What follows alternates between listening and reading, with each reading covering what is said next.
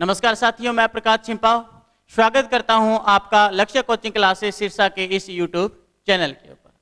तो चलिए दोस्तों, आज अपने इतिहास का पहला टॉपिक स्टार्ट करने जा रहे हैं, जिसका नाम रहेगा आपके सिंधु घाटी सभ्यता। तो आइए शुरुआत करते हैं अपनी सिंधु घाटी सभ्यता की। प्राचीन इतिहास का टॉपिक रहेगा मित्रों आपका सिंधु घाटी सभ्यता। मित्रों, इसी सभ्यता के अलग अलग नाम है। इसे अधिकांशतः सिंधु सभ्यता कहा जाता है। इसके अलावा इसे सिंधु घाटी सभ्यता कहा जाता है। सिंधु सभ्यता कहा जाता है, सिंधु घाटी सभ्यता कहा जाता है। और इसी सभ्यता को हड़प्पा सभ्यता भी कहा जाता है। और वर्तमान में इसका एक नया नाम निकल कर आया है और वो नाम है द्रविड़ सभ्यता। तो इसी सभ्यता को अलग अलग नाम से जाना जाता है। सिंधु सभ्यता कहा जाता है, सिंधु घाटी सभ्यता कहा जाता है, हड़प्पा सभ्यता कहा जाता है और द्रविड़ सभ्यता कहा जाता है।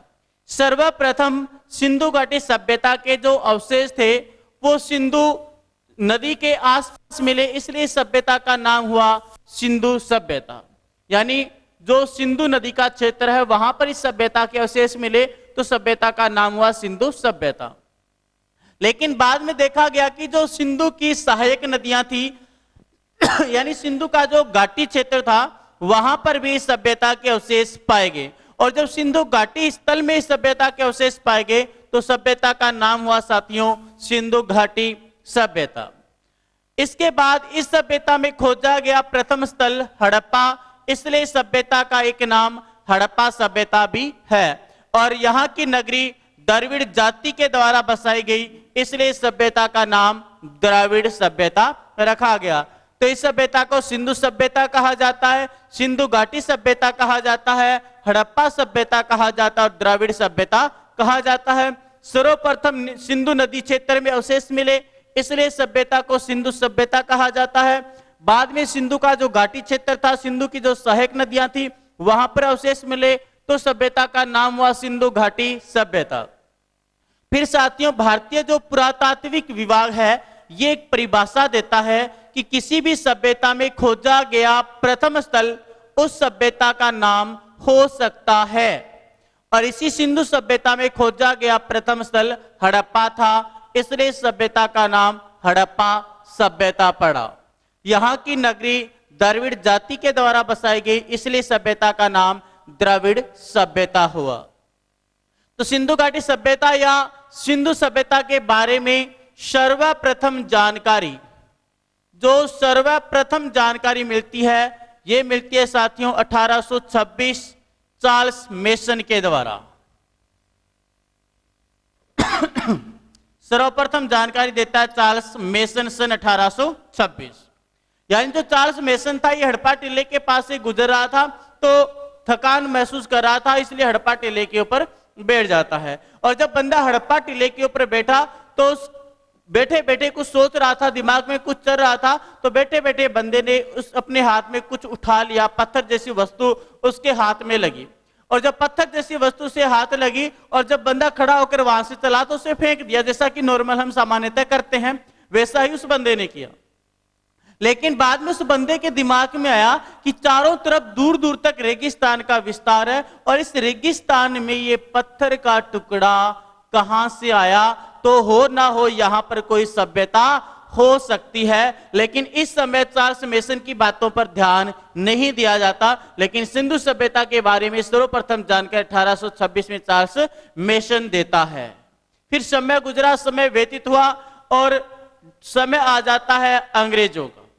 अब मित्रों हम पढ़ते हैं कि लॉर्ड डलहौजी, जिसके काल में सर्वप्रथम भारत में ट्रेन चली थी, रेल चली थी, लेकिन उससे पहले जब रेलवे लाइनें बिछाई जा रही थी तो उस दौरान क्या हुआ कि जब हड़प्पा टीले के पास से रेलवे लाइनें बिछाई जा रही थी तो उस दौरान रेल की पटरियों के नीचे डालने वाले जो पत्थर होते हैं उनकी कमी आई। तब रेलवे विभाग के कर्मचारियों ने देखा कि कुछ दूरी पर बहुत सारे पत्थर और ईंटें पड़ी थी, तो वहां पर कर्मचारियों को ऑर्डर मिला कि वहां से ईंटें और पत्थर लाकर के पटरियों के नीचे डाल दिया जाए। और वैसे ही कर्मचारियों ने किया कि वहां से पत्थर और ईंटें लाए और पटरियों के नीचे डालते गए। तो अब जो रेलवे विभाग था उसने देखा कि यहां पर बहुत बड़ी संख्या में ईंटें और पत्थर मिल रहे थे। तब रेलवे विभाग के दिमाग में आया कि हो ना हो यहां पर कोई सभ्यता हो सकती है। तो याद रहे कि सर्वप्रथम जानकारी चार्ल्स मेसन 1826 में, लेकिन बंदे की बातों पर ध्यान नहीं दिया गया क्योंकि इस समय भारतीय पुरातात्विक विभाग नहीं था, आर्कियोलॉजी डिपार्टमेंट ऑफ इंडिया इस समय नहीं था। तो भारतीय आर्कियोलॉजी डिपार्टमेंट ऑफ इंडिया यानी भारतीय पुरातात्विक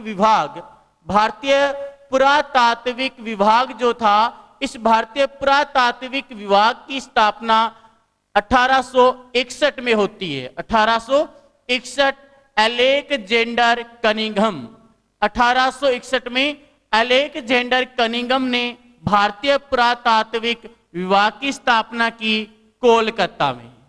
अलेक्जेंडर कनिंघम ने भारतीय पुरातात्विक विभाग की स्थापना की सन 1861।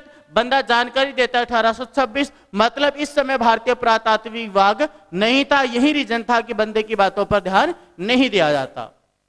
उसके बाद जब यहां से रेल लाइनें बिछाई जा रही थी और जब रेलवे विभाग को पता चला कि यहां पर बहुत बड़ी संख्या में ईंटें और पत्थर मिल रहे हैं, तब इस रेलवे विभाग ने यह सूचना दी भारतीय पुरातात्विक विभाग को।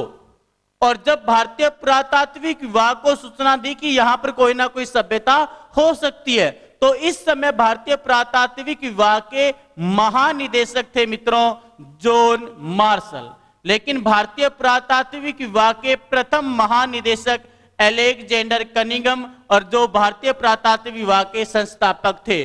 तो भारतीय पुरातात्विक विभाग यानी आर्कियोलॉजी डिपार्टमेंट ऑफ इंडिया के संस्थापक अलेक्जेंडर कनिंघम और भारतीय पुरातात्विक विभाग के प्रथम महानिदेशक अलेक्जेंडर कनिंघम। लेकिन जिस समय सिंधु सभ्यता की खोज हुई उस समय भारतीय पुरातात्विक विभाग के महानिदेशक थे जॉन मार्शल। और साथियों, जॉन मार्शल के नेतृत्व में 2 स्थलों का उत्खनन कार्य किया गया, हड़प्पा और मोहनजोदड़ो। हड़प्पा और मोहनजोदड़ो, इन 2 स्थलों का उत्खनन कार्य जॉन मार्शल के नेतृत्व में किया गया। खोजा गया पहला स्थल हड़प्पा था, जबकि खोजा गया दूसरा स्थल मोहनजोदड़ो। लेकिन जॉन मार्शल की पुस्तक का नाम है मित्रों मोहनजोदड़ो हड़प्पा। पुस्तक का नाम मोहनजोदड़ो हड़प्पा। लेकिन खोजा गया पहला स्थल हड़प्पा और दूसरा मोहनजोदड़ो। पुस्तक में उल्टा नाम है, इन्होंने मोहनजोदड़ो हड़प्पा अपनी पुस्तक का नाम लिखा। तो भारतीय पुरातात्विक विभाग की स्थापना 1861 अलेक्जेंडर कनिंघम के द्वारा कोलकाता में की जाती है। और जिस समय भारतीय पुरातात्विक विभाग की स्थापना हुई तो इस समय प्रथम महानिदेशक अलेक्जेंडर कनिंघम बने। लेकिन जब सिंधु सभ्यता की खोज हुई इस समय भारतीय पुरातात्विक विभाग के महानिदेशक जॉन मार्शल थे। और जॉन मार्शल के नेतृत्व में साथियों 2 स्थलों का उत्खनन हुआ, हड़प्पा और मोहनजोदड़ो। लेकिन उन्होंने पुस्तक लिखी मोहनजोदड़ो हड़प्पा। सिंधु घाटी सभ्यता मित्रों 20वीं शताब्दी की सबसे महत्वपूर्ण खोज कहा जाता है। सिंधु सभ्यता का जो पहला स्थल था हड़प्पा, इस सभ्यता की खोज हुई थी 1919, यानी शताब्दी कौन सी हुई 20वीं। तो 20वीं शताब्दी की सबसे महत्वपूर्ण खोज कहा जाता है इसी सिंधु घाटी सभ्यता को कहा जाता है मित्रों। सिंधु घाटी सभ्यता से पहले पाषाण युग था, पत्थर युग था। और जब पाषाण युग था, पत्थर युग था, तो उस समय लोग पढ़ना लिखना नहीं जानते थे। किसी भी प्रकार के कोई लिखित साक्ष्य प्राप्त नहीं होते, पत्थरों पर किसी भी प्रकार का कोई लेख नहीं मिला। लेकिन सिंधु घाटी सभ्यता जो थी, इस सिंधु घाटी सभ्यता के लोग पढ़ना लिखना जानते थे, यानी सिंधु घाटी सभ्यता से हमें लिपि प्राप्त होती है। तो ये तो थी सिंधु घाटी सभ्यता की सामान्य जानकारी कि सर्वप्रथम चार्ल्स मेसन जानकारी देता है 1826। लेकिन इस समय भारतीय पुरातात्विक विभाग नहीं था।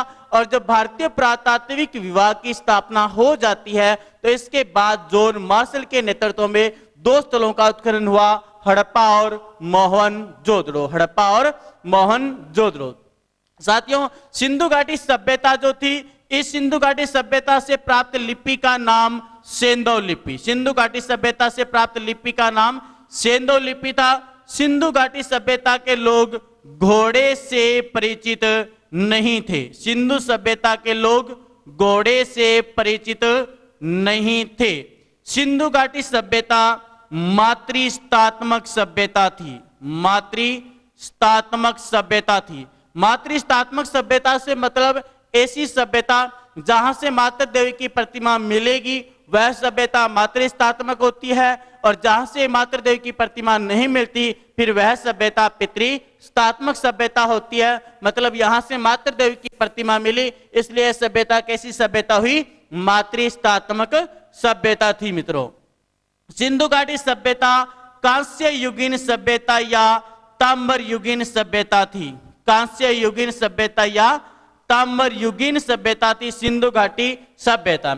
अब मित्रों, यहां से जो बर्तन मिले वो कांस्य से निर्मित भी है और तांबे से निर्मित भी है, लेकिन जो अधिकांश बर्तन है साथियों वो कांस्य से निर्मित है, और यदि कांसा ऑप्शन में ना मिले तो फिर तांबा, क्योंकि अधिकांश बर्तन कांस्य से निर्मित है लेकिन कुछ बर्तन तांबे से निर्मित भी है। तो सिंधु घाटी सभ्यता कांस्य युगीन सभ्यता या ताम्र युगीन सभ्यता थी। मातृस्थात्मक सभ्यता थी। यहाँ के लोग घोड़ों से परिचित नहीं थे, और इस सभ्यता से प्राप्त लिपि को सेंधु लिपि कहा जाता है, जो दाएं से बाएं और लिखी जाती थी। दाएं से बाएं और लिखी जाती थी, जिसे अभी तक पढ़ा नहीं गया है। हम बाएं से दाएं और लिखते हैं, लेकिन सिंधु सभ्यता के लोग दाएं से बाएं और लिखते थे। इसी लिपि को सेंधु लिपि कहा जाता है, और सेंधु लिपि आज तक पढ़ी नहीं गई है, इसलिए सेंधु लिपि को कहा जाता है, सिंधु सभ्यता को कहा जाता है आद्य ऐतिहासिक सभ्यता। तो यह सभ्यता एक आपकी आद्य ऐतिहासिक सभ्यता है। आद्य ऐतिहासिक सभ्यता यानी सभ्यताओं को 3 पार्टों में डिवाइड किया जाता है। ऐसी सभ्य पहला तो कहा जाता है मित्रों प्राक ऐतिहासिक सभ्यता, फिर आता है आद्य ऐतिहासिक सभ्यता, और फिर आता है ऐतिहासिक सभ्यता। प्राक ऐतिहासिक, आद्य ऐतिहासिक और ऐतिहासिक सभ्यता। प्राक ऐतिहासिक यानी जो प्रस्तर काल की जो सभ्यताएं थी, मतलब ऐसी सभ्यता जहां से किसी भी प्रकार का कोई लिखित साक्ष्य प्राप्त नहीं हुआ, ना तो कोई लिखित साक्ष्य प्राप्त हुआ और ना ही किसी प्रकार की कोई लिखने योग्य जानकारी मिली या किसी प्रकार के लेख को पढ़ा नहीं गया, मतलब कोई लेख ही नहीं मिला था, लोग पढ़ना लिखना नहीं जानते थे। तो ऐसी सभ्यता को प्राक ऐतिहासिक सभ्यता कहा जाता है। यदि मैं बात करूं आद्य ऐतिहासिक सभ्यता, तो ऐसी सभ्यता जहां से लिखित साक्ष्य तो प्राप्त हुआ है लेकिन उसे अभी तक पढ़ा नहीं गया है, तो ऐसी सभ्यता को आद्य ऐतिहासिक सभ्यता कहा जाता है। और ऐसी सभ्यता जहां से लिखित साक्ष्य प्राप्त हुआ है और उसे पढ़ भी लिया गया, तो ऐसी सभ्यता को ऐतिहासिक सभ्यता कहा जाता है। तो सिंधु घाटी सभ्यता आपकी एक आद्य ऐतिहासिक सभ्यता है, क्योंकि यहां से प्राप्त लिपि जो दाएं से बाएं और लिखी गई थी, इस लिपि को अभी तक पढ़ा नहीं गया है। हालांकि 37 बार प्रयास हो चुके हैं, लेकिन आज तक इस लिपि को पढ़ने में सफलता प्राप्त नहीं हुई, क्योंकि इस सभ्यता की जो लिपि है ये भाव चित्रात्मक लिपि है साथियों। भाव चित्रात्मक लिपि का मतलब इसके ऊपर चित्र बनाए गए हैं और उन चित्रों का कुछ ना कुछ मतलब होता है, और इन चित्रों का मतलब आज तक कोई भी बंदा समझ नहीं पाया। यही कारण है कि सिंधु घाटी सभ्यता की लिपि को आज तक पढ़ा नहीं गया। तो सिंधु घाटी सभ्यता से में खोजा गया पहला स्थल हड़प्पा था और दूसरा स्थल मोहनजोदड़ो। और जिस समय सिंधु सभ्यता की खोज हुई उस समय भारतीय पुरातात्विक विभाग के महानिदेशक जॉन मार्शल थे, और भारतीय पुरातात्विक विभाग की स्थापना 1861 अलेक्जेंडर कनिंघम के द्वारा कोलकाता में की जाती है। तो चलिए चलते हैं अपने नेक्स्ट।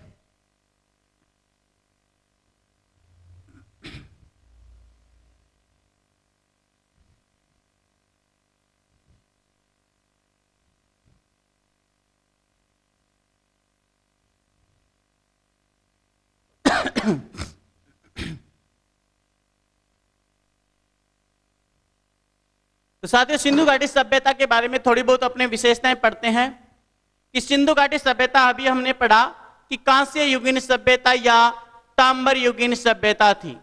मित्रों यहां पर जो कांसा है ये एक मिश्र धातु है जो तांबा और टीन से मिलकर के बनती है।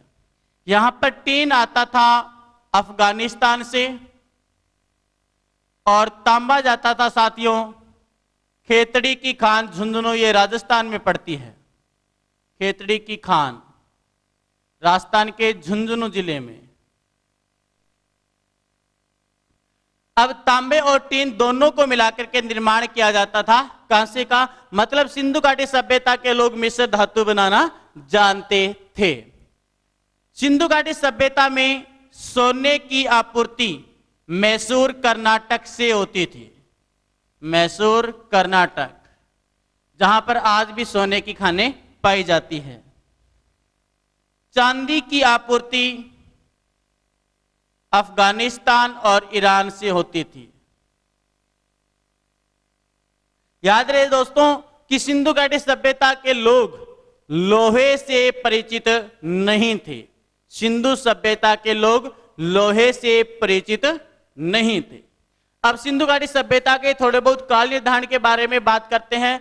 तो सिंधु घाटी सभ्यता लगभग 5000 वर्ष प्राचीन सभ्यता, 5000 वर्ष प्राचीन सभ्यता कहा जाता है सिंधु घाटी सभ्यता को। लेकिन सिंधु घाटी सभ्यता का जब वैज्ञानिक पद्धति यानी जिसे कार्बन 14 कहा जाता है या C14 कहा जाता है या जिसे रेडियो कार्बन डेटिंग पद्धति कहा जाता है, इस पद्धति के द्वारा जब सिंधु सभ्यता का काल निर्धारण किया गया तो यह काल निर्धारण आया था साथियों 2350 ईसा पूर्व से लेकर के 1750 ईसा पूर्व। 2350 ईसा पूर्व से 1750 ईसा पूर्व। तो कार्बन 14 पद्धति है, इसे एक वैज्ञानिक पद्धति कहा जाता है, इसलिए इसी मत को सर्वमान्य माना जाता है कि सिंधु सभ्यता लगभग 2350 ईसा पूर्व से 1750 ईसा पूर्व के बीच रही होगी। तो सिंधु सभ्यता में खोजा गया पहला स्थल था हड़प्पा और दूसरा स्थल मोहनजोदड़ो।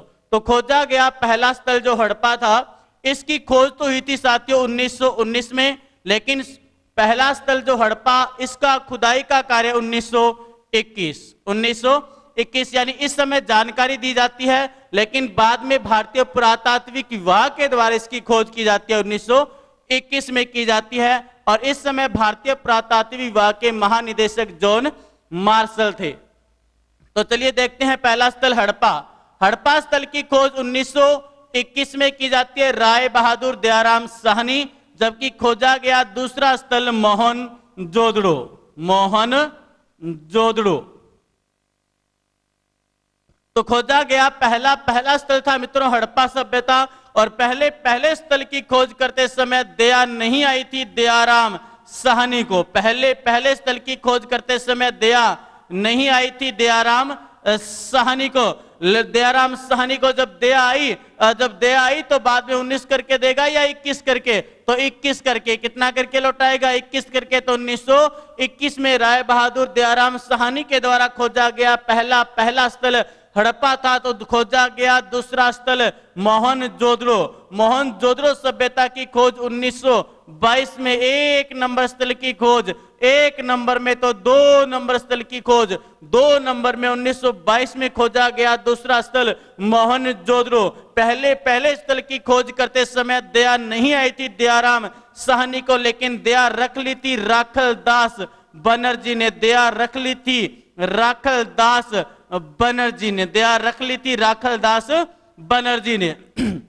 हड़प्पा हरा हरा होता है, हड़प्पा हरा हरा होता है से हड़प्पा रा से रावी नदी के किनारे हड़प्पा सभ्यता रावी नदी के किनारे। तो हड़प्पा हरा हरा होता है से हड़प्पा रा से रावी नदी के किनारे। मोहनजोदड़ो में मोसी होता है, मोहनजोदड़ो में मोसी होता है। तो मो से मोहनजोदड़ो और सी से सिंधु नदी के किनारे। तो खोजा गया पहला स्थल हड़प्पा सभ्यता 1921 राय बहादुर दयाराम साहनी के द्वारा इस सभ्यता की खोज हुई। और हड़प्पा सभ्यता की खोज रावी नदी के किनारे। दयाराम था तो दयाराम लेकिन बाईं ओर जाता है, रावी नदी के बाईं ओर खोजा गया स्थल हड़प्पा था। तो मोहनजोदड़ो सभ्यता की खोज 1922 राखलदास बनर्जी के द्वारा की जाती है। मोहनजोदड़ो में मोसी होता है, यानी मोहनजोदड़ो सभ्यता सिंधु नदी के किनारे और सिंधु नदी के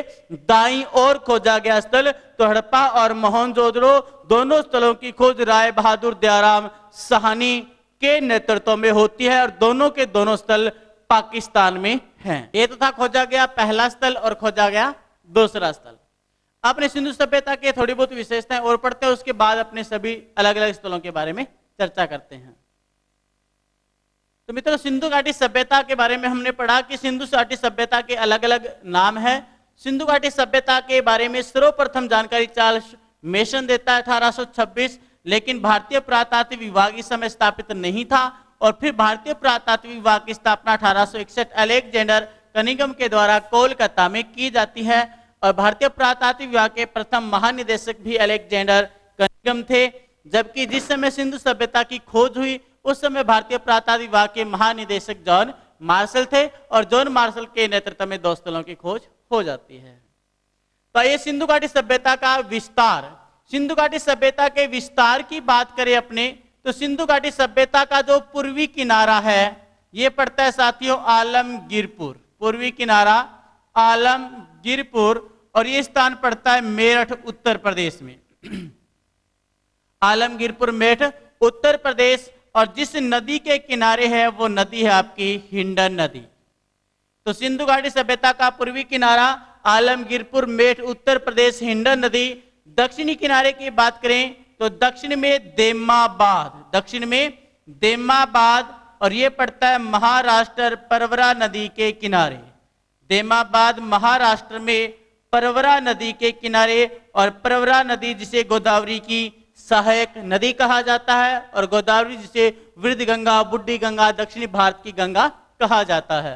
उत्तरी भारत की बात करूं तो उत्तर में आता है मांडा, और ये पड़ता है साथियों जम्मू कश्मीर। मांडा पड़ता है जम्मू कश्मीर, और मांडा स्थान यहां पर चिनाव नदी के किनारे है। चिनाव नदी।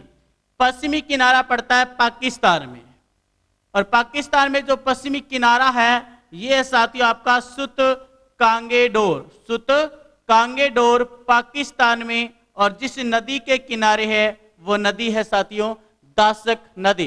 तो सिंधु घाटी सभ्यता का पूर्वी किनारा आलमगीरपुर मेरठ उत्तर प्रदेश हिंडन नदी, पश्चिमी किनारा सुत कांगेडोर पाकिस्तान में दासक नदी, उत्तरी किनारा मांडा जम्मू कश्मीर चिनाव नदी, और दक्षिणी किनारा देमाबाद महाराष्ट्र परवरा नदी। यदि सिंधु घाटी सभ्यता की उत्तर से दक्षिण तक के विस्तार की बात करें तो उत्तर से दक्षिण तक का जो विस्तार है साथियों ये आपका 1400 किलोमीटर, जबकि पूर्व से पश्चिम तक का जो विस्तार है ये है साथियों आपका 1600 किलोमीटर। और सिंधु सभ्यता का लगभग क्षेत्रफल 13 लाख वर्ग किलोमीटर है। सिंधु घाटी सभ्यता का लगभग क्षेत्रफल 13 लाख वर्ग किलोमीटर है। तो ये तो वह सिंधु घाटी सभ्यता का विस्तार, पूर्वी, पश्चिमी, उत्तरी और दक्षिणी किनारा। सिंधु सभ्यता की अलग अलग विशेषताएं इसमें आता है कि सिंधु घाटी सभ्यता का सबसे पवित्र वृक्ष, तो सिंधु सभ्यता के लोगों का पवित्र वृक्ष है पीपल। सिंधु सभ्यता के लोगों का पवित्र पशु यह है एक सींग वाला कुब्बड़ युक्त बेल, या इसे एक श्रृंगी बेल कहा जाता है। एक सींग वाला कुब्बड़ युक्त बेल, कुब्बड़ युक्त बेल।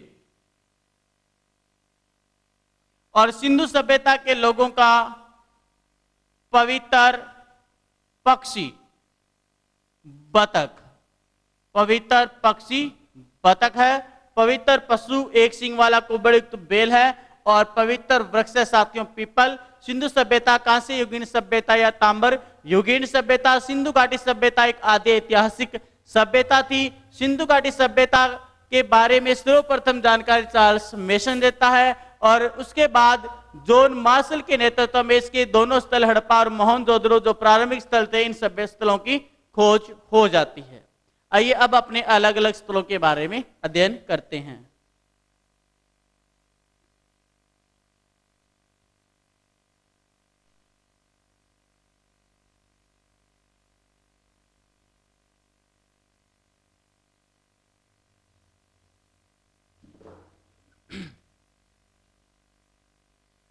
तो साथियों खोजा गया पहला स्थल हड़प्पा, फिर हम पढ़ेंगे एक मोहनजोदड़ो। दोनों वर्तमान में पाकिस्तान में है। फिर एक पढ़ेंगे लोथल जो गुजरात में है। आपके हरियाणा में पढ़ेंगे अपने बनवाली, नाम तो स्थल का बनावली है, बनवाली। एक है यहां पर राखीगढ़ी। एक स्थल पढ़ेंगे अपने धोलावीरा।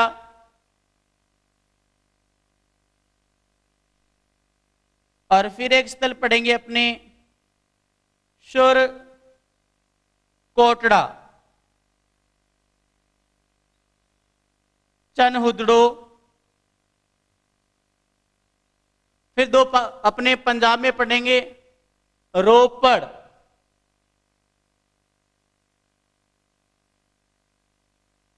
सॉरी, एक पढ़ेंगे रोपड़ पंजाब में, और आलमगीरपुर ये अभी हम पढ़े थे उत्तर प्रदेश के अंदर। तो खोजा गया पहला स्थल हड़प्पा, खोजा गया पहला स्थल हड़प्पा। अभी पढ़कर आए कि हड़प्पा सभ्यता की खोज राय बहादुर दयाराम साहनी, राय बहादुर दयाराम साहनी के द्वारा इस सभ्यता की खोज 1921 में की जाती है। मोहनजोदड़ो सभ्यता की खोज राखलदास बनर्जी द्वारा 1922 में, राखलदास बनर्जी। लोथल, अब लोथल सभ्यता की खोज SR राव। अब लोथल मित्रों एकमात्र बंदरगाह है भारत में स्थित सिंधु सभ्यता का, एकमात्र बंदरगाह कौन सा? लोथल। और फिर बंदरगाह पर जब जाएंगे तो फिर राय वगैरह ले लेनी चाहिए, SR राव, राय वगैरह ले लेनी चाहिए। एक पढ़ेंगे बनवाली और धोलावीरा। धोलावीरा में र है साथियों, धोलावीरा में र से रविंदर सिंह विष्ट, र से रविंदर सिंह विष्ट। दोनों स्थलों की खोज रविंदर सिंह विष्ट करेगा। इसे रविंदर सिंह विष्ट या RS विष्ट भी लिखा जाता है, रविंदर सिंह विष्ट या RS विष्ट। बनवाली सभ्यता की खोज 1973 में, जबकि धोलावीरा सभ्यता की खोज 1990-91 नवा स्थल था, 90-91 में इस सभ्यता की खोज। और लोथल सभ्यता की खोज 1957 में SR राव के द्वारा। मोहनजोदड़ो सभ्यता की खोज 1922 राखलदास बनर्जी, और हड़प्पा सभ्यता 1921 राय बहादुर दयाराम साहनी। राखीगढ़ी अब तक खोजे गए स्थलों में, भारत में स्थित स्थलों में क्षेत्रफल की दृष्टि से सबसे बड़ा स्थल राखीगढ़ी है भी, जो अपने हरियाणा के अंदर है। तो राखीगढ़ी अब तक खोजे गए स्थलों में क्षेत्रफल की दृष्टि से सबसे बड़ा स्थल और एकमात्र ऐसा स्थल साथियों जिसका वर्तमान समय में उत्खनन कार्य किया जा रहा है। तो राखीगढ़ी, अब राखी जो होती है मित्रों, राखी जो होती है वो गोल गोल होती है, सूरज के जैसी होती है, गोल गोल होती है, सूरज के जैसी होती है। तो सूरज भान, गोल गोल होती है, सूरज के जैसी होती है, तो सूरज भान और रफिक मुगल, सूरज भान और रफिक मुगल के द्वारा इस सभ्यता की खोज की जाती है। राखीगढ़ी अब तक खोजे गए स्थलों में सबसे नया स्थल 1997-98 में इस सभ्यता की खोज की जाती है साथियों। सुरकोटड़ा, सुरकोटड़ा गुजरात में पड़ता है मित्रों। और सुरकोटड़ा जो सभ्यता है, सुरकोटड़ा सभ्यता की खोज जगपति जोशी करता है, जगपति जोशी के द्वारा सुरकोटड़ा सभ्यता की खोज की जाती है 1927 में। चनहुदड़ो सभ्यता की खोज मजूमदार के द्वारा 1931, मजूमदार के द्वारा इस सभ्यता की खोज सन 1931 में की जाती है। और जो रोपड़ सभ्यता है ये पड़ती है साथियों आपकी पंजाब में। और रोपड़ सभ्यता और एक आलमगीरपुर, यानी रोपड़ में कोई रोपड़े, रोपड़ में कोई रोपड़े और आलमगीरपुर में कोई गिर पड़े, रोपड़ में कोई रो पड़े या आलमगीरपुर में कोई गिर पड़े। तो फिर सबसे पहले किसे संभालेंगे? तो सबसे पहले तो संभालेंगे अपने रोने वाले को। तो रोने वाले यानी रोपड़ सभ्यता, रोपड़ सभ्यता की खोज हो जाती है साथियों 1953 में और आलमगीरपुर सभ्यता की खोज 1958 में।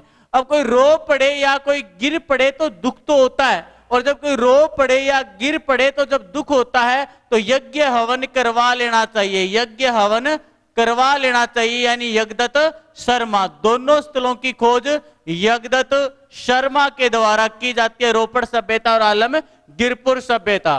तो हड़प्पा सभ्यता की खोज 1921 राय बहादुर दयाराम साहनी के द्वारा की जाती है। और हड़प्पा हरा हरा होता है, हड़प्पा हरा हरा होता है, हरा तो पौधा होता है, हरा तो पौधा होता है। जो पौधा होता है यह प्रकाश संश्लेषण की क्रिया से भोजन कर लेता है, प्रकाश संश्लेषण की क्रिया से भोजन कर लेता है। ऐसे हड़प्पा और राज से हमने बनाया था रावी नदी के किनारे। हरा तो पौधा होता है, यानी यहां से एक मातृ देवी की प्रतिमा मिली थी जिसके नाभि भाग से पौधा निकला हुआ था। एक महिला की प्रतिमा मिली थी, मातृ देवी की प्रतिमा मिली थी जिसके नाभि भाग से पौधा निकला हुआ था। इसलिए अनुमान लगाया जाता है कि संभवतः इस समय की उर्वरा देवी रही होगी, पृथ्वी देवी रही होगी, उर्वरा देवी रही होगी, पृथ्वी देवी रही होगी, या फिर मातृ देवी रही होगी।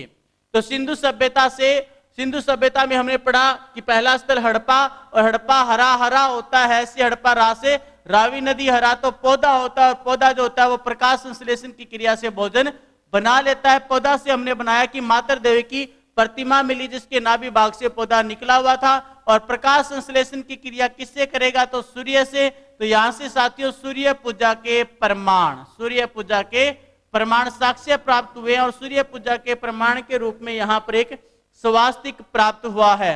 इसलिए कहा जाता है कि यहां से सूर्य पूजा के प्रमाण प्राप्त हुए हैं हड़प्पा सभ्यता से। तो खोजा गया पहला स्थल था हड़प्पा सभ्यता, और इसी हड़प्पा सभ्यता से एक मनुष्य के शव के साथ बकरे का समाधान प्राप्त हुआ है। मनुष्य के शव के साथ बकरे का समाधान इसी हड़प्पा सभ्यता से ही प्राप्त हुआ है।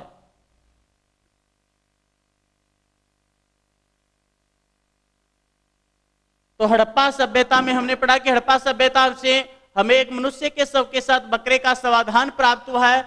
जितनी भी स्थल पढ़ेंगे साथियों उन सभी स्थलों को दो दो पार्टों में डिवाइड किया गया है। कुछ जो कॉमन बातें वो पहले बता देता हूं मैं। सभी स्थलों को दो दो पार्टों में डिवाइड किया जाता है, और पूर्व की ओर के टिल्ले को हमेशा नगर टिल्ला कहा जाता है, और पश्चिम की ओर के टिल्ले को दुर्ग टिल्ला या गढ़ी क्षेत्र कहा जाता है। यानी सभी स्थलों को दो पार्टों में डिवाइड किया जाता है। पूर्व की ओर का जो टिल्ला होता है उसे नगर टिल्ला कहा जाता है, और पश्चिम के टिल्ले को दुर्ग टिल्ला या गढ़ी क्षेत्र के नाम से जाना जाता है। पूर्व की साइड में नगर होता था, और पश्चिम की साइड से आक्रमण वगैरह होते थे, उनसे बचने के लिए दुर्ग बनाए जाते थे, इसलिए इसे दुर्ग टिल्ला या गढ़ी क्षेत्र के नाम से जाना जाता था। सभी स्थलों पर भवनों का निर्माण पक्की ईंटों से होता है। भवनों का निर्माण पक्की ईंटों से होता है। सभी स्थानों पर भवनों के दरवाजे गलियों पर खुलते हैं। याद रखना एक दो अपवादों को छोड़कर। सभी स्थलों को दो पार्टों में डिवाइड किया गया। भवनों का निर्माण पक्के ईंटों से किया जाएगा, भवनों के दरवाजे गलियों पर खुलते थे। तो सभी के समान विशेषताएं, कुछ एक अलग होगा वो हम पढ़ेंगे। तो हड़प्पा सभ्यता के अंदर भवनों का निर्माण पक्की ईंटों से किया जाता था, भवनों के दरवाजे गलियों पर खुलते थे, पूर्व की ओर के टिल्ले को नगर टिल्ला, पश्चिम की ओर के टिल्ले को दुर्ग टिल्ला या गढ़ी क्षेत्र। ये बातें सभी के अंदर समान रूप से लागू हो जाती है। इसके बाद पढ़ते हैं अपने मोहनजोदड़ो।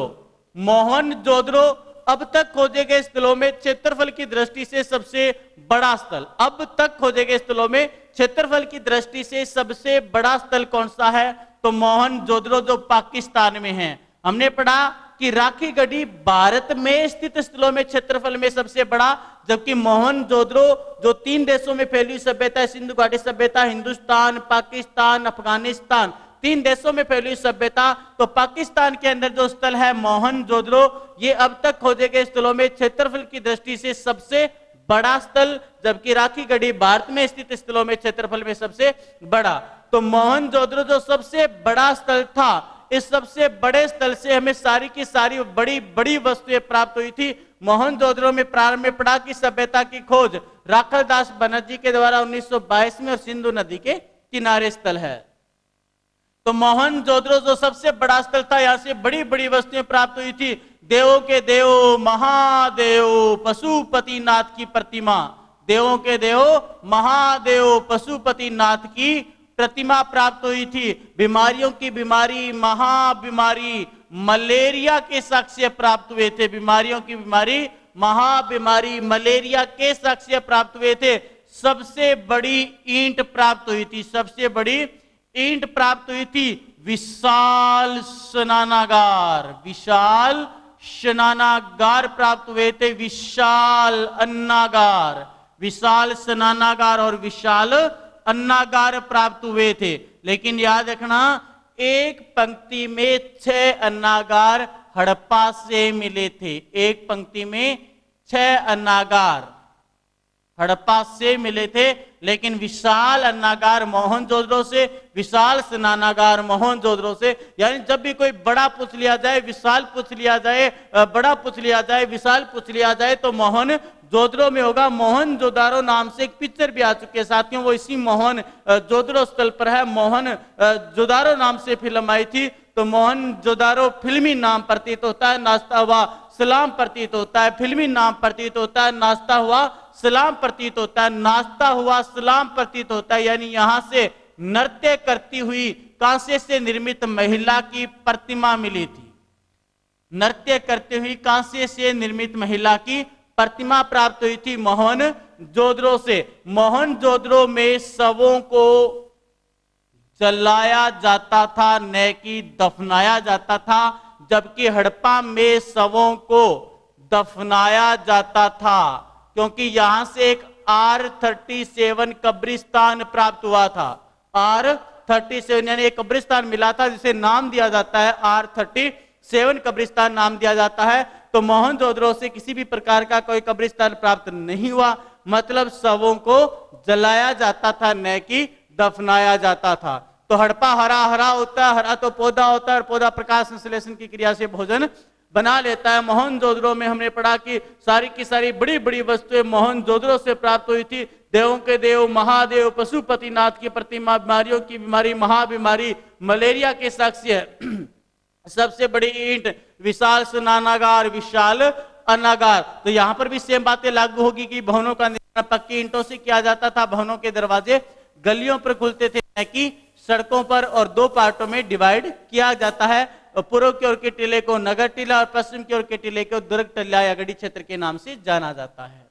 चलिए नेक्स्ट पढ़ते हैं अपने लोथल।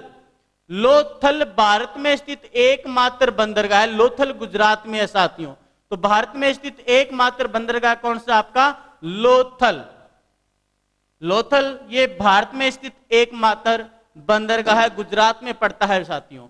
तो लोथल में थल है, लोथल में थल है। जहां थल होगा वहां जल होगा, और जहां जल होगा वहां थल होगा। जहां पर जल और थल दोनों होते हैं उसे बोलेंगे बंदरगाह है। तो भारत में स्थित एकमात्र बंदरगाह कौन सा? लोथल बंदरगाह। लोथल बंदरगाह पर जब पहली बार कोई बंदा जाएगा तो ऐसे ही चला जाएगा कि राय वगैरह लेनी पड़ेगी, तो राय वगैरह लेनी पड़ेगी। SR राव ने सभ्यता की खोज की थी 1957 में। SR राव के द्वारा खोजा गया स्थल लोथल था। और लोथल में थल है, तो थल को बढ़ा देंगे थाल, थल को बढ़ा देंगे थाल, और थाल से थाल बढ़ा देंगे, और थाल से फिर भोग लगा देंगे चावल और बाजरे का।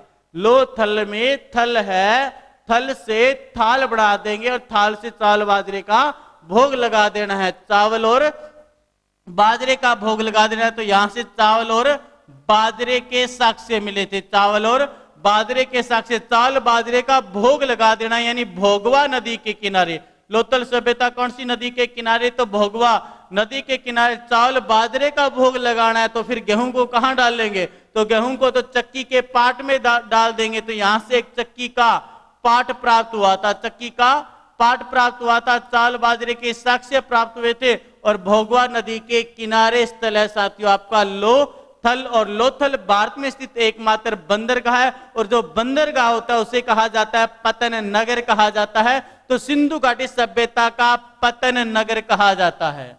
सिंधु घाटी सभ्यता का पतन नगर कहा जाता है लोथल सभ्यता का। और लोथल याद रखना साथियों, वेरी इंपॉर्टेंट बात, कि लोथल सभ्यता एकमात्र ऐसा स्थल जहां पर भवनों के दरवाजे सड़कों पर खुलते थे, यानी सभी स्थलों में भवनों के दरवाजे गलियों पर, लेकिन एकमात्र ऐसा स्थल जहां पर भवनों के दरवाजे सड़कों पर खुलते थे। मतलब एक अपवाद हो गया सभी के अंदर, तो भवनों के दरवाजे सड़कों पर खुलते थे। और जो बात सबसे अलग होती है फिर वो महत्वपूर्ण हो जाती है, तो सड़कों पर भवनों के दरवाजे खुलते थे, एकमात्र स्थल लोथल, तो फिर बात इंपॉर्टेंट हो जाती है। तो चलिए नेक्स्ट, बनवाली सभ्यता अपने हरियाणा में है। बनवाली सभ्यता अपने हरियाणा के अंदर बनावली जो गांव है वहां पर जो सभ्यता है उसी सभ्यता को बनावली सभ्यता कहा जाता है, बनवाली सभ्यता कहा जाता है। तो बनवाली सभ्यता की खोज 1973 में रविंद्र सिंह बिष्ट के द्वारा की जाती है। और बनवाली सभ्यता को पढ़ेंगे बनवाली को बाणवाली पढ़ेंगे, और जब बनवाली को बाणवाली पढ़ेंगे तो फिर बाण जो होता है उसका आगे का भाग ऐसा होता है, आगे का भाग ऐसा होता है, और जो बाण का आगे का भाग ऐसा होता है उसे बाणाग्र कहा जाता है। तो फिर बाणाग्र कहां से मिलेंगे, तो बाणाग्र बनवाली सभ्यता से बाणाग्र मिलेंगे। और बाण का जो आगे का भाग होता है उसको इस प्रकार से आगे से कट कर दिया जाए तो ये जो आकृति है वो तिल के जैसी बन जाती है। तो यहां से तिल व सरसों के ढेर मिले थे साथियों, तिल व सरसों के ढेर मिले थे अपने हरियाणा से, तिल व सरसों के ढेर मिले थे, बनवाली सभ्यता से मिले थे, तिल व सरसों के ढेर मिले थे, बाणाग्र मिले थे। यहां से बाण का आगे का भाग जो होता है उसे बाणाग्र कहा जाता है। तो यहां से बाणाग्र मिले थे, तिल व सरसों के ढेर मिले थे, तिल व सरसों के ढेर मिले थे। बनवाली से बना हुआ हल मिला था, बनवाली से बना हुआ हल मिला था, यानी यहां से पक्की मिट्टी से बना हुआ हल, पक्की मिट्टी से बना हल, पक्की मिट्टी से बना हल मिला था। लेकिन कच्ची मिट्टी से बना हल तो राजस्थान से मिला था, कालीबंगा से मिला था, कच्ची मिट्टी से बना हल मिला था। लेकिन पक्की मिट्टी से बना हुआ हल जो है वो बनवाली सभ्यता से मिला था, अपने हरियाणा से मिला था। तो बनवाली सभ्यता से बाणागर मिला था, तिल व सरसों के ढेर मिले थे बनवाली सभ्यता से। दूसरा हरियाणा में अपने राखीगढ़ी सभ्यता जिसकी खोज 1997 में सूरज भान करता है, सूरज भान और रफीक मुगल, सूरज भान और रफीक मुगल के द्वारा खोजा गया स्थल राखीगढ़ी। और राखीगढ़ी अब तक खोजे गए स्थलों में सबसे बड़ा, भारत में जितने स्थल है उनमें अब तक खोजे गए स्थलों में क्षेत्रफल की दृष्टि से सबसे बड़ा जो स्थल है वो रहेगा अपना राखीगढ़ी रहेगा। हालांकि अभी तक एकमात्र ऐसा स्थल जिसका वर्तमान समय में उत्खनन कार्य किया जा रहा है, या इसे ये भी बोल सकते हैं कि सबसे नवीनतम स्थल, अब तक खोजे गए स्थलों में सबसे नवीनतम स्थल, भारत में स्थित स्थलों में सबसे बड़ा स्थल जिसकी खोज 1997 में सूरजभान और रफीक मुगल, और एकमात्र ऐसा स्थल जिसका वर्तमान समय में उत्खनन कार्य चल रहा है, धोलावीरा जो गुजरात में पड़ता है। धोलावीरा कहां पड़ता है?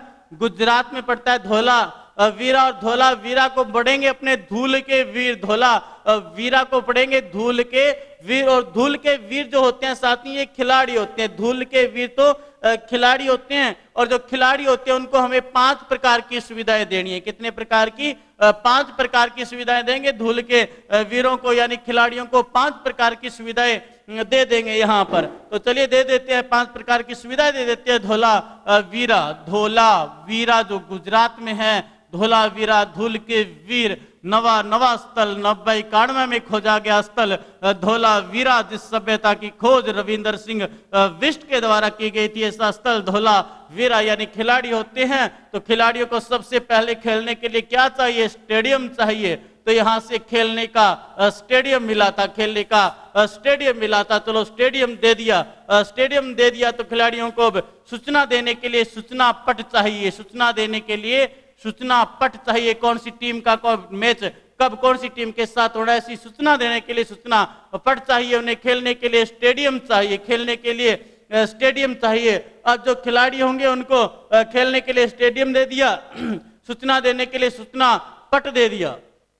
तो अब जो खिलाड़ी होंगे उनको अपने साथ ही रखेंगे या फिर अलग से कोई स्थान देना पड़ेगा? अब खिलाड़ी को अपने साथ तो रख नहीं सकते, तो अलग से रखेंगे, तो अलग से रखने के लिए अलग से एक स्थान देंगे। अब तक हमने पढ़ा कि सभी स्थलों को 2 भागों में विभाजित किया जाता था, लेकिन यहां पर तो अब खिलाड़ी भी आ गए, तो फिर अलग से एक स्थान की आवश्यकता पड़ेगी। तो धोलावीरा एकमात्र ऐसा स्थल जिसे 3 भागों में विभाजित किया गया, 3 भागों में विभाजित किया गया, ऐसा एकमात्र स्थल धोलावीरा। अब धोलावीरा खिलाड़ी है तो खिलाड़ियों को फिर सुरक्षा वगैरह, बॉडीगार्ड वगैरह भी देने पड़ेंगे, सुरक्षा वगैरह भी देनी पड़ेगी। तो सुरक्षा व्यवस्था जो थी वो सर्वश्रेष्ठ प्रकार की थी। धोलावीरा की सुरक्षा व्यवस्था जो थी वो सर्वश्रेष्ठ प्रकार की थी। अब खिलाड़ी है तो पानी फिर ऐसा वैसा थोड़ी पिएंगे, साफ सुथरा बिस्लेरी का अच्छा कंपनी का ब्रांडेड पानी देंगे, तो फिर ब्रांडेड पानी देंगे तो जल प्रबंधन प्रणाली, जल प्रबंधन जो प्रणाली है वो भी सर्वश्रेष्ठ प्रकार की थी। भी जल प्रबंधन प्रणाली जो थी वो सर्वश्रेष्ठ प्रकार की थी धोलावीरा। तो धोलावीरा यानी धूल के वीर, और जो धूल के वीर थे वो खिलाड़ी थे, और खिलाड़ियों को हमने 5 प्रकार की फैसिलिटी दे दी, स्टेडियम दे दिया, सूचना पट दे दिया, रहने के लिए अलग से ड्रेसिंग रूम दे दिया, सुरक्षा व्यवस्था के लिए बॉडीगार्ड दे दिया, और पीने का ब्रांडेड पानी दे दिया। तो धोलावीरा स्थल गुजरात में नवा स्थल 90-91 में खोजा गया स्थल, दूसरा नया स्थल है साथियों धोलावीरा, दूसरा नया स्थल और दूसरा बड़ा स्थल, दूसरा नया स्थल और दूसरा बड़ा स्थल सुरकोटड़ा। सुरकोटड़ा, सुरकोटड़ा जो सभ्यता है, सुरकोटड़ा सभ्यता, इस सभ्यता की खोज 1927 में जगपति जोशी के द्वारा की जाती है। तो सुरकोटड़ा में अड़ा है, सुरकोटड़ा में अड़ा है, सुरकोटड़ा में अड़ा है, घोड़ा में अड़ा है, सुरकोटड़ा में अड़ा है, घोड़ा में अड़ा है, पलड़ा में अड़ा है। तो सुरकोटड़ा में अड़ा है, घोड़ा में अड़ा है, पलड़ा में अड़ा है। घोड़ा अड़ा था तभी तो पड़ा था, घोड़ा अड़ा था तभी तो पड़ा था, और घोड़ा पड़ा तो घोड़े की अस्थियां टूट गई, घोड़े की अस्थियां टूट गई। जब घोड़े की अस्थियां टूट गई तो घोड़े का पतन हो गया, घोड़े का पतन हो गया। तो यहां से साथियों घोड़े की अस्थियां मिली थी, सुरकोटड़ा से घोड़े की अस्थियां मिली थी, तराजू का पलड़ा मिला था, घोड़े की अस्थियां मिली थी, तराजू का पलड़ा मिला था, और सिंधु घाटी सभ्यता के पतन की जानकारी प्राप्त होती है। सिंधु सभ्यता के पतन की जानकारी प्राप्त होती है। तो पतन नगर तो लोथल को कहा जाता है, पतन नगर लोथल को कहा जाता है, लेकिन पतन की जानकारी सुरकोटड़ा से मिलती है, जिसकी खोज जगपति जोशी करता है, 1927 में करता है। सुरकोटड़ा में अड़ा था, घोड़ा में अड़ा था, पलड़ा में अड़ा था। सुर कोटड़ा को पढ़ेंगे सुर कटोरा, सुरकोटड़ा को सुर कटोरा पढ़ेंगे तो यहां से तांबे के 4 कटोरे मिले थे, तांबे के 4 कटोरे भी मिले थे। चनहुदड़ो, चनहुदड़ो सभ्यता की खोज साथियों 1931 में अभी पढ़कर आए थे, मजूमदार ने की थी। 1931 में मजूमदार ने चनहुदड़ो सभ्यता की खोज की थी, और चनहुदड़ो में तो फिर चांद छिपा है, चनहुदड़ो में चांद छिपा है। चनहुदड़ो पाकिस्तान में साथियों, चनहुदड़ो पाकिस्तान में है, और चनहुदड़ो में चांद छिपा है। चांद कहां का? ये पाकिस्तान का। चांद कहां का? पाकिस्तान का चांद है। और पाकिस्तान के जो झंडे में ऐसे चांद जो होता है मित्रों, ऐसे जो चांद होता है, उस चांद के ऊपर एक तारा भी होता है, एक स्टार भी होता है, यानी जो मून होता है उसके ऊपर एक स्टार है, चांद के ऊपर एक तारा भी है। और जो ये चांद है वो गोलाकार है कि वक्राकार है? वक्राकार है, न कि गोलाकार, वक्राकार है, टेढ़ा मेढ़ा है, वक्राकार है। तो यहां से वक्राकार ईंटें मिली है साथियों। कैसी ईंटें मिली हैं? वक्राकार ईंटें मिली है, टेढ़ी मेढ़ी ईंटें मिली है। वक्राकार ईंटें मिलेगी तो फिर दुर्ग बनेगा कि नहीं बनेगा? नहीं बनेगा। यानी एकमात्र ऐसा स्थल जहां से दुर्ग टीला प्राप्त नहीं हुआ। हमने प्रारंभ में पढ़ा कि सभी स्थलों को 2 पार्टों में डिवाइड किया गया। पूर्व की ओर के टीले को नगर टीला, जबकि पश्चिम की ओर के टीले को दुर्ग टीला या गढ़ी क्षेत्र कहा जाता था। तो यहां से दुर्ग टीला प्राप्त नहीं हुआ, पश्चिम की ओर का प्राप्त नहीं हुआ। मतलब एकमात्र ऐसा स्थल जिसे 2 भागों में विभाजित नहीं किया गया, 2 भागों में विभाजित नहीं किया गया था सुरकोटड़ा को। तो सुरकोटड़ा यहां से वक्राकार ईंटें प्राप्त हुई थी, दुर्ग टीला प्राप्त नहीं हुआ था। 1931 में मजूमदार ने खोज की। हमने पढ़ा कि चनहुदड़ो में चांद छिपा है, चांद के ऊपर एक तारा भी होता है। पाकिस्तान का जो झंडा होता है उसमें चांद के ऊपर एक तारा भी होता है तो ये चांद सितारे, ये चांद सितारे, मणके मोती, ये चांद सितारे, मणके मोती, झुमके झामके, ये सब तो बहाने हैं। ये चांद सितारे, मणके मोती, गुड़ियां, झुमके झामके, ये सब तो बहाने हैं। और इसी बहाने याद करना था हमें तो चंद हुद्रों की, ये चांद सितारे, मणके मोती, गुड़ियां, झुमके झामके, ये सब तो बहाने हैं। और इसी बहाने याद करना है चंद हुद्रों। तो यहां से साथियों मणके बनाने का कारखाना, मोती बनाने का कारखाना, गुड़िया बनाने का कारखाना प्राप्त हुआ है। इसके अलावा यहाँ से लिपस्टिक बनाने का कारखाना भी प्राप्त हुआ है। और यहाँ से झुंकर झांकर संस्कृति के अवशेष प्राप्त हुए हैं। झुंकर झांकर संस्कृति के अवशेष भी प्राप्त हुए हैं। और जब यहाँ से इतने प्रकार के कारखाने प्राप्त हुए हैं तो इसे कहा जाता है सिंधु घाटी सभ्यता का औद्योगिक नगर। सिंधु घाटी सभ्यता का औद्योगिक नगर कहा जाता है इसी चंद हुद्रों को। सिंधु घाटी सभ्यता का औद्योगिक नगर कहा जाता है।